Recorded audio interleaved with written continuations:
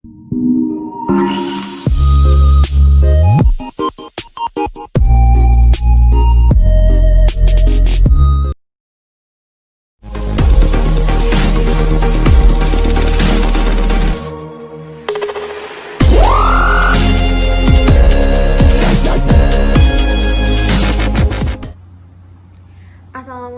warahmatullahi wabarakatuh. Di sini saya akan menjelaskan pengertian dari problem solving.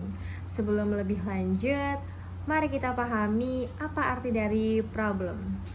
Jadi problem bisa dikatakan tentang keadaan yang belum sesuai dengan apa yang diharapkan. Sementara solving berasal dari kata solve yang artinya memecahkan. Jadi, pengertian dari problem solving itu sendiri yaitu penyelesaian atau pemecahan masalah dari proses berpikir serta sebuah mindset yang membawa seseorang untuk berpikir positif dan mencari jalan keluar dari suatu permasalahan. Ada 7 lingkaran problem solving menurut Steinberg, diantaranya yaitu yang pertama mengidentifikasi masalah, yang kedua definisi, yang ketiga strategi, yang keempat mencari tahu tentang informasi-informasi dari problem solving, yang kelima mengalokasikan orang-orang yang berkaitan dengan problem solving, keenam memantau problem solving, dan yang terakhir mengevaluasi hasil.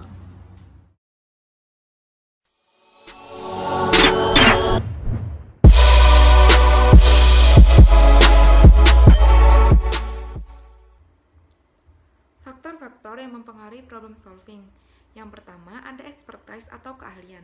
Menurut Erikson, dalam Matlin 1998, individu yang memiliki keahlian akan mampu menampilkan tugas dengan sangat baik pada permasalahan tertentu dan dibutuhkan waktu paling sedikit 10 tahun intensif berlatih menjadi seorang ahli. Yang kedua, ada mental set. Berkaitan dengan kecenderungan yang sama terhadap pengalaman sebelumnya dalam menyelesaikan masalahnya. Yang ketiga, ada functional fixedness atau fungsi perbaikan. Fungsi perbaikan ini berkaitan dengan cara pandang atau apa yang kita pikirkan terhadap objek masalah. Artinya, fungsi atau kegunaan suatu objek dapat berubah atau tetap. Yang keempat, ada insight dan non-insight problems. Jika insight problem digunakan untuk menyelesaikan masalah, maka solusi masalah tiba-tiba masuk ke dalam pikiran dan disadari bahwa penyelesaian yang sudah dilakukan adalah benar. Jika non-insight problem digunakan dalam menyelesaikan masalah, maka penyelesaian cenderung bertahap menggunakan keterampilan reasoning atau penalaran dan satu set prosedur rutin.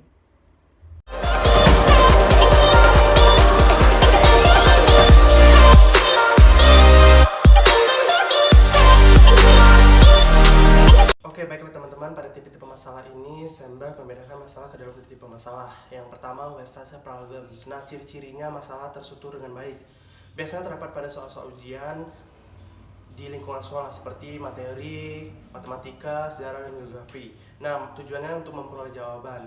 Nah, dalam Westphal problems ini penggunaan penilaian menggunakan benar atau salah. Nah, yang kedua pada tipe-tipe masalah Steinberg yaitu all structure problems. Nah, ciri-cirinya memungkinkan problem solver kesulitan untuk membentuk gambaran mental mengenai bagaimana solusi yang tepat karena tidak terstruktur.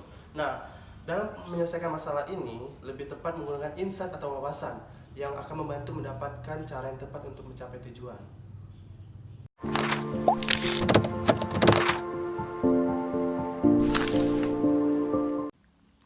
Pendekatan-pendekatan dalam pemecahan masalah dibagi menjadi 3. Yang pertama, algoritma, yang kedua, heuristic, dan yang ketiga, analogy approach.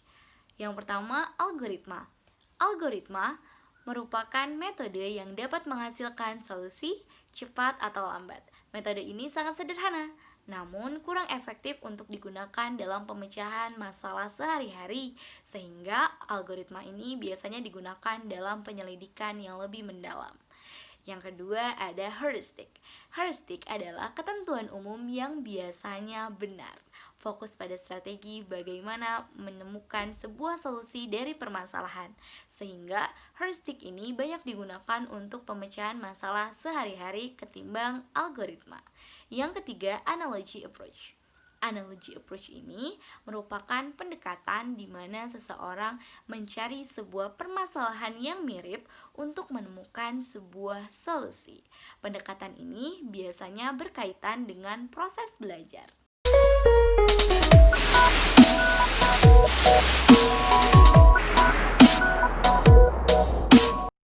Baik, di sini saya akan menjelaskan bagian dari solusi dalam pemecahan masalah. Yang pertama, mengidentifikasi masalah. Identifikasi masalah yang sangat jelas dan spesifik adalah langkah awal yang paling penting. Yang kedua, mendefinisikan masalah. Setelah masalah telah diidentifikasi, langkah selanjutnya adalah mendefinisikan masalah yang kemudian akan menjadi informasi yang lebih rinci. Yang ketiga, mengorganisir informasi. Informasi yang tersedia akan lebih berkualitas, lebih maksimal dan akurat apabila diorganisir atau diatur dengan baik sehingga lebih siap dengan solusi yang lebih akurat. Keempat, membentuk suatu strategi. Selanjutnya adalah mengembangkan strategi untuk memecahkan suatu masalah yang kita miliki. Yang kelima, mengalokasikan sumber. Sebelum mulai untuk memecahkan masalah, prioritas masalah yang telah ditetapkan pada langkah sebelumnya sangat diperlukan dalam mengalokasikan sumber daya yang dimiliki, baik itu SDM, anggaran, atau sumber daya yang lain. Keenam, membuat keputusan. Setelah melalui beberapa tahapan dan menghasilkan berbagai macam opsi, langkah selanjutnya adalah mengambil keputusan melalui sikap realistis dan berpikir yang lebih logis. Yang ketujuh, pemantauan kemajuan. Langkah berikutnya adalah melakukan pemantauan secara berulang dari waktu ke waktu untuk mengukur apakah menunjukkan pergerakan ke arah tujuan atau tidak sama sekali. Yang terakhir, mengevaluasi. Dari hasil pemantauan yang telah dilakukan dapat diperoleh beberapa informasi yang penting untuk dilakukan suatu evaluasi. Terima kasih.